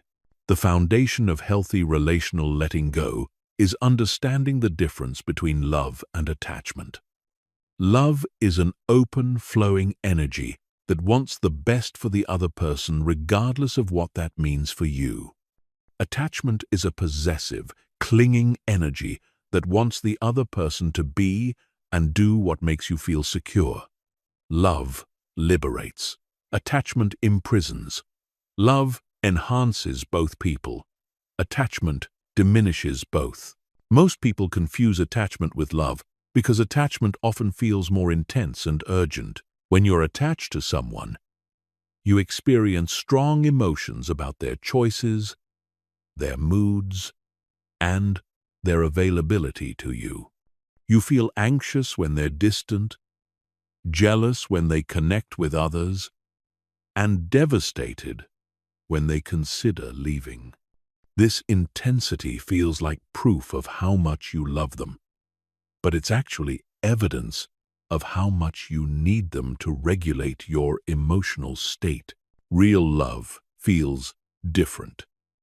It's peaceful rather than anxious, expansive rather than constricting, supportive rather than demanding. When you love without attachment, you want the other person to be happy, even if their happiness doesn't include you. You support their growth, even when that growth changes the relationship. You celebrate their successes, even when those successes require less of their time and energy for you. This doesn't mean becoming indifferent or emotionally distant. Loving without attachment actually allows for deeper intimacy because you're not constantly protecting yourself from loss or trying to control outcomes. You can be fully present with the other person without the background anxiety that comes from attachment. You can share vulnerably without needing specific responses. You can offer support without expecting anything in return. Learning to let go in relationships requires developing what psychologists call differentiation, your ability to remain emotionally stable regardless of your partner's emotional state. When you're poorly differentiated, your partner's anxiety makes you anxious, their anger makes you defensive, and their sadness makes you responsible for fixing their problems. You're essentially emotionally fused, which feels intimate but actually prevents genuine connection. Differentiation allows you to remain compassionate and supportive when your partner is struggling without taking on their emotions as your own. You can comfort them without trying to change their experience. You can listen to their problems without feeling responsible for solving them. You can witness their pain without being consumed by it yourself. This creates space for them to have their own experience while still feeling connected to you. One of the most challenging aspects of relational letting go is releasing the need for your partner to meet all your emotional needs. Many people enter relationships with unconscious expectations that their partner will provide security, validation, entertainment, purpose, and emotional regulation. When these expectations aren't met, they feel betrayed or disappointed, not realizing that no one person can or should fulfill all these functions. Healthy relationships involve two emotionally mature people who meet their own core needs while choosing to share their lives together. This doesn't mean being emotionally self-sufficient to the point of not needing anyone. It means taking responsibility for your own emotional state, your own sense of purpose, your own self-worth, and your own happiness while being able to genuinely contribute to someone else's life from a place of fullness rather than neediness. This shift from neediness to choice transforms the entire dynamic of the relationship. Instead of staying together because you need each other, you stay together because you choose each other. Instead of being afraid of loss, you're grateful for connection. Instead of trying to prevent change, you support each other's continued growth and evolution. The relationship becomes a choice you make daily, rather than a dependency you maintain. Another crucial aspect of relational letting go is releasing the need to be right about how relationships should work. Many people have rigid ideas about what their partner should do, how they should communicate, and what the relationship should look like. These expectations often come from family of origin patterns, cultural programming, or fear-based beliefs about what creates security in relationships. But healthy relationships require flexibility and the ability to create something unique that works for the specific people involved, rather than trying to force a relationship to fit predetermined templates. This means being willing to negotiate, experiment, and adapt, rather than insisting on your way or demanding that your partner change to meet your expectations. Letting go of relationship scripts also means releasing the fantasy of finding someone who will complete you or make you whole. This romantic notion suggests that you're incomplete on your own and that the right person will fix whatever is missing. But this creates tremendous pressure on relationships and often leads to disappointment when you realize that even the most wonderful partner can't heal your childhood wounds, give you self-esteem, or provide your life with meaning. The healthiest relationships involve two whole people who enhance each other's lives rather than complete them. You bring your own sense of purpose, your own emotional stability, your own interests, and your own capacity for joy to the relationship, and so does your partner. Together, you create something that's greater than either of you individually, but you could both thrive independently if necessary. One of the most profound aspects of relational letting go is learning to love the person in front of you rather than your idea of who they could become. Many relationships suffer because one or both people are attached to the potential they see in their partner, rather than accepting who their partner actually is right now. This creates constant disappointment and pressure that prevents genuine intimacy from developing. Loving someone as they are doesn't mean accepting behavior that's harmful or refusing to support their growth. It means recognizing that you can't change anyone and that your love shouldn't be conditional on their becoming someone different. If you need them to be fundamentally different than they are for you to be happy, then you're not compatible. And trying to force compatibility through pressure or manipulation will only create suffering for both of you.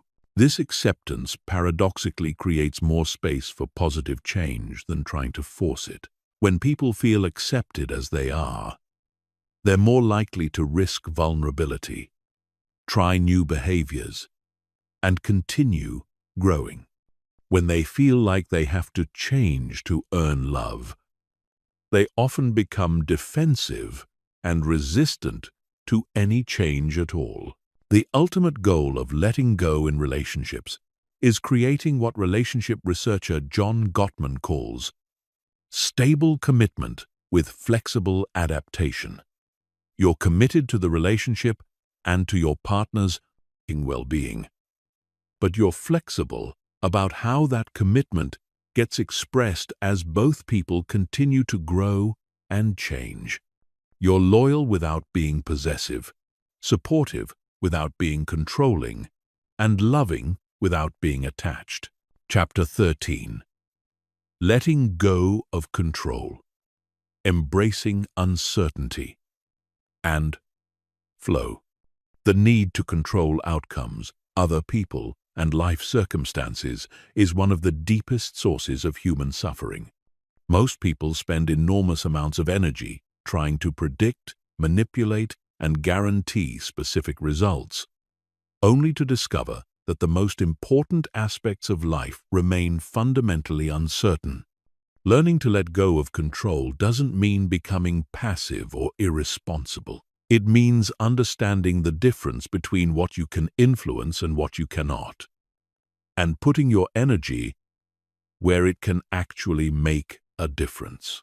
Control is an illusion that develops as a response to feeling powerless.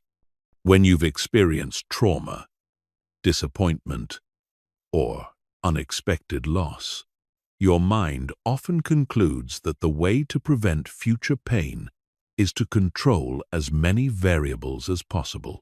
You try to anticipate every potential problem, manage other people's reactions, and ensure specific outcomes through careful planning and constant vigilance.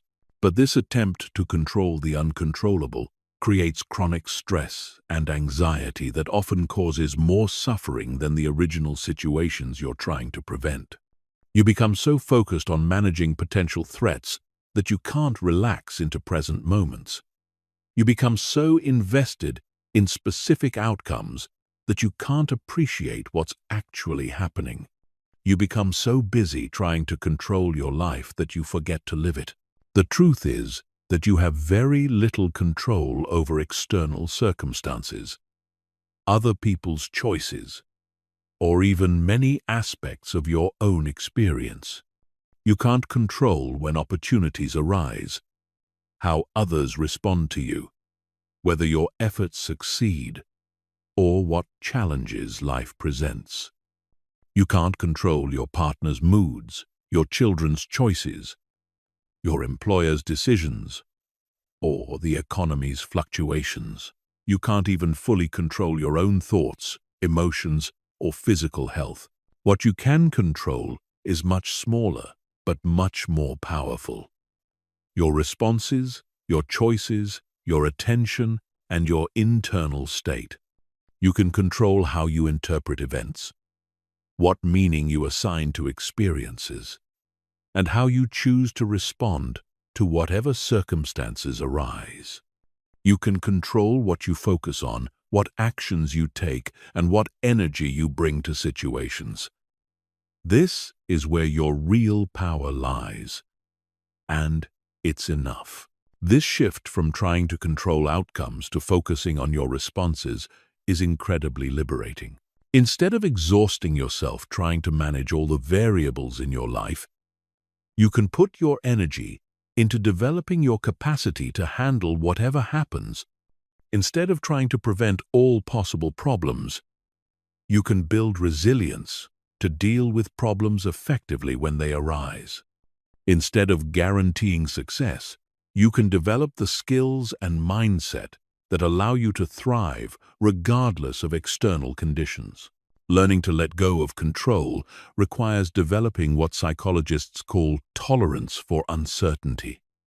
Most people have very low tolerance for not knowing what will happen, which drives them to seek guarantees, make premature decisions, or avoid situations where outcomes are unclear. But uncertainty is the natural state of life, and trying to eliminate it prevents you from taking the risks necessary for growth and fulfillment. Developing tolerance for uncertainty involves gradually exposing yourself to unknown outcomes while maintaining emotional regulation. You might start with small uncertainties, like going to a restaurant without checking the menu first, or taking a different route home without mapping it out. As you build confidence in your ability to handle unexpected situations, you can gradually take larger risks and remain comfortable with bigger unknowns. The key insight is that uncertainty isn't dangerous. It's just uncomfortable. Your brain evolved to prioritize predictability because knowing where threats might come from increased survival chances. But in the modern world, this same programming often prevents you from pursuing opportunities that require stepping into the unknown. Learning to distinguish between actual danger and mere uncertainty allows you to take calculated risks that lead to growth and fulfillment. One of the most challenging aspects of letting go of control is releasing your attachment to specific timelines. Many people create suffering by demanding that good things happen quickly and that challenges resolve immediately. They become impatient when progress is slow, frustrated when setbacks occur, and discouraged when results don't match their expectations about how long things should take. But everything in nature has its own timing, and trying to force outcomes to happen faster than their natural pace often backfires. Relationships develop at their own speed. Careers unfold over decades.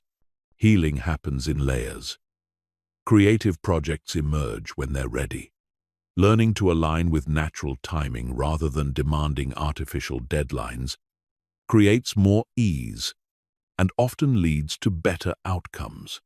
This doesn't mean becoming passive or losing your sense of urgency about what matters to you. It means balancing effort with patience, action with acceptance, and intention with surrender. You do everything you can to move toward your goals while remaining flexible about how and when those goals manifest. You plant seeds consistently while allowing them to grow in their own time. Another crucial aspect of releasing control is learning to trust the process, even when you can't see the outcome. Most people need to understand exactly how things will work out before they're willing to take action. But this need for certainty often prevents them from beginning journeys that could transform their lives. The most important growth often happens in the space between taking action and seeing results. This trust isn't naive optimism or magical thinking. It's based on understanding that taking aligned action consistently creates positive momentum, even when specific outcomes remain unclear. When you're moving in the right direction with good intentions and appropriate effort, beneficial opportunities and synchronicities often arise that you couldn't have planned or predicted. Trusting the process also means accepting that setbacks, detours, and apparent failures are often necessary parts of reaching your ultimate destination. What looks like the wrong path in the short term often turns out to be essential preparation for opportunities that you couldn't have been ready for without those experiences. The job rejection leads to a better opportunity. The relationship ending creates space for a more compatible partner. The business failure teaches lessons that make the next venture successful. Learning to flow with life rather than fighting against it requires developing what Taoists call wu-wei, or effortless action. This doesn't mean being lazy or passive, but rather learning to work with natural forces instead of against them. When you're in flow, your actions feel easy and natural, even when they're challenging. You're putting in effort, but it doesn't feel forced or strained. Flow states emerge when you're fully present, appropriately challenged, and aligned with your natural strengths and interests. You can't force flow to happen, but you can create conditions that make it more likely. This involves paying attention to your energy levels, working with your natural rhythms, and choosing activities that engage your genuine interests rather than what you think you should be doing. The ultimate paradox of letting go of control is that it often leads to more influence and effectiveness than trying to control everything. When you're not exhausting yourself fighting against reality, you have more energy available for creative problem solving. When you're not attached to specific outcomes, you can recognize and pursue unexpected opportunities. When you're not trying to control other people, they're more likely to be influenced by your authentic presence and genuine care. Chapter 14. The Spiritual Dimension. Letting go as sacred practice. While letting go can be approached from purely psychological or practical perspectives, many people find that it naturally opens them to spiritual dimensions of experience that go beyond the personal self. This isn't about adopting any particular religious framework or belief system. It's about recognizing that the process of releasing attachment often reveals aspects of consciousness and connection that transcend individual identity and personal will. The spiritual dimension of letting go emerges when you begin to experience yourself as part of something larger than your individual story. As you release identification with your thoughts, emotions, and personal history, you may start to sense a deeper awareness that exists beyond your conditioned personality. This awareness doesn't belong to you. It's what you fundamentally are beneath all the layers of identity and attachment. Many wisdom traditions describe this shift as moving from ego consciousness to spiritual consciousness, from identification with the small self to recognition of the larger self. This isn't an abstract philosophical concept. It's a lived experience that can profoundly change your relationship to life, death, meaning, and purpose. When you taste this expanded awareness, letting go becomes less about personal psychology and more about aligning with the natural flow of existence. This spiritual awakening often begins with what mystics call ego death, the temporary dissolution of your sense of separate self. This can happen during meditation, in nature, through breathwork, or sometimes spontaneously during moments of crisis or surrender. For a brief period, the boundaries of your identity dissolve, and you experience consciousness without the usual filters of personal history, preferences, and fears. These experiences can be initially disorienting or even frightening because they challenge everything you thought you knew about who you are. But they're also profoundly liberating because they reveal that your essential nature is much vaster and more resilient than your personal identity. You begin to understand that what you've been protecting and defending is just a small subset of what you actually are. From this expanded perspective, personal problems and attachments are seen in a much larger context. The breakup that felt devastating becomes a small ripple in an ocean of experience. The career failure that seemed to define your worth becomes a temporary chapter in an infinite story. The fear that consumed your energy becomes a cloud passing through an endless sky. This doesn't minimize the reality of human pain, but it provides a framework for experiencing that pain without being overwhelmed by it. The spiritual dimension of letting go also involves recognizing what many traditions call divine will, or the Tao, or the flow of existence. This is the intelligence that orchestrates the diz, seasons, heals wounds, grows plants from seeds, and coordinates the intricate dance of life on Earth.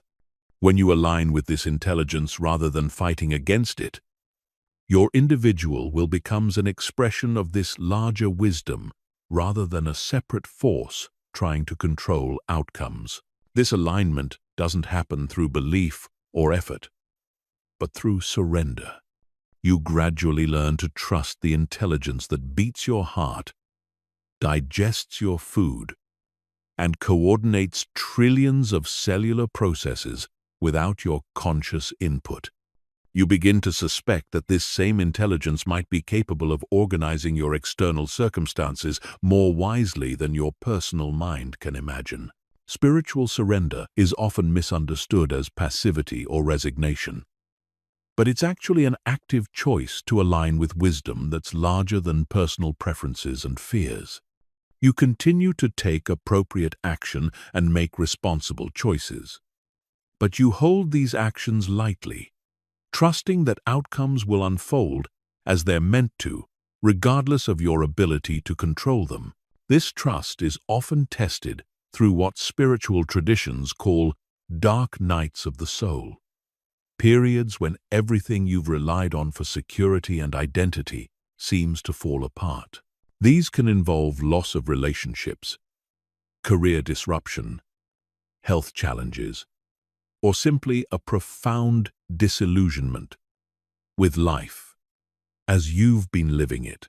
While these experiences are painful, they're also opportunities for deeper surrender and spiritual maturation. During these challenging periods, the spiritual dimension of letting go becomes most important. When your personal resources feel inadequate and your usual coping strategies stop working, you're invited to draw on sources of strength and wisdom that transcend your individual capacity. Many people discover during these times that they're supported by something much larger than their personal will and effort. Prayer, meditation, and contemplative practices become especially valuable during difficult transitions because they help you access this larger perspective and support. These practices aren't about asking for specific outcomes or trying to bargain with divine forces. They're about opening to guidance, strength, and peace that's always available but often obscured by mental noise and emotional reactivity. The spiritual path of letting go also involves what many traditions call service or devotion. As you release attachment to personal success and individual fulfillment, you naturally begin to care about the well-being of others and the health of the larger systems you're part of.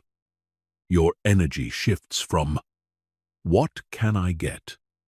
to "What can I give?" From "How can I be happy?" to "How can I be useful?" This shift isn't forced or artificial. It emerges naturally as you realize that your individual well-being is intimately connected to the well-being of others, and that true fulfillment comes from contributing to something larger than personal achievement. The boundaries between self and other become more permeable, and you begin to experience others' joy as your joy and others' suffering as your suffering. Compassion becomes effortless when you recognize that the consciousness looking out through your eyes is the same consciousness looking out through everyone else's eyes. The separation that seemed so real begins to reveal itself as a kind of cosmic play, and your attachments to maintaining that separation naturally begin to dissolve. Many people find that as they deepen their spiritual practice of letting go, synchronicities and meaningful coincidences become more frequent. Opportunities arise at perfect times. The right people appear when needed, and solutions emerge in ways that couldn't have been planned. This isn't magic or wishful thinking. It's what happens when you align with the natural flow of existence rather than constantly swimming against it. The ultimate spiritual realization in letting go is that there was never anything to hold on to in the first place. Everything that appears solid and permanent is actually constantly changing and flowing. Your thoughts, emotions, relationships, possessions, and even your body are temporary expressions of an ever-changing process. Trying to grasp onto any of these is like trying to hold onto water with your fist. This recognition brings profound peace because it ends the exhausting struggle to make the impermanent permanent and the changing unchanging. You can love fully while knowing that everything passes. You can engage completely while remaining unattached to outcomes. You can care deeply while accepting that you control very little.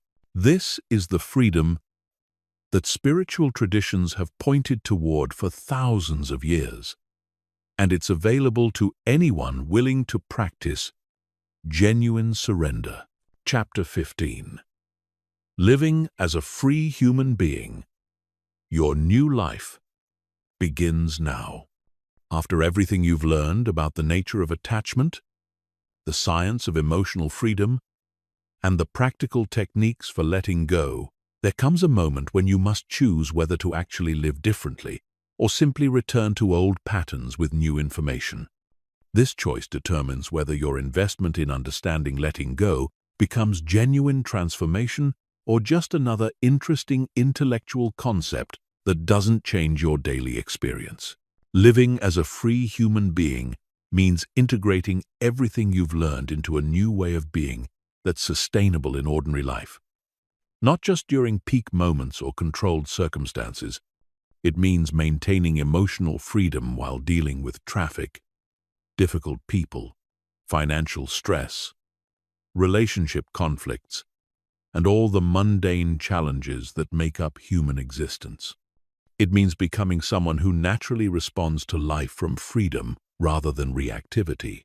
This integration begins with recognizing that freedom is not a destination you reach. It's a quality of presence you cultivate moment by moment. Every situation becomes an opportunity to practice letting go. Every challenge becomes a chance to choose freedom over attachment. Every trigger becomes an invitation to respond consciously rather than react automatically. Your ordinary life becomes your spiritual practice, and your spiritual practice becomes your ordinary life. The first shift in living freely is moving from problem-solving mode to flow-following mode. Most people approach life as a series of problems to be solved, obstacles to be overcome, and outcomes to be achieved. This creates a constant state of mental effort and tension as you try to figure everything out and control results. But when you live from freedom, you learn to follow the natural flow of energy and opportunity rather than forcing predetermined agendas. This doesn't mean becoming passive or losing your sense of direction. It means becoming sensitive to subtle cues about timing, energy, and alignment that help you know when to push forward and when to wait, when to speak and when to listen, when to act and when to allow. You develop what some call spiritual intelligence, the ability to sense what wants to emerge through you rather than just pursuing what your ego thinks it wants. Living freely also means releasing the exhausting habit of carrying everyone else's emotions, opinions, and expectations. Free people create healthy boundaries not through walls and defenses, but through clear self-knowledge and the confidence to be authentic, regardless of others' reactions. You stop trying to manage other people's feelings about your choices, and you stop taking responsibility for outcomes that belong to other people. This emotional independence allows you to be genuinely compassionate without becoming codependent. You can care about others' well-being without sacrificing your own. You can offer support without taking over responsibility. You can love people deeply while letting them have their own experiences and learn their own lessons. This creates relationships based on choice rather than need, attraction rather than attachment, and mutual growth rather than mutual dependency. Another hallmark of living freely is developing what could be called outcome independence.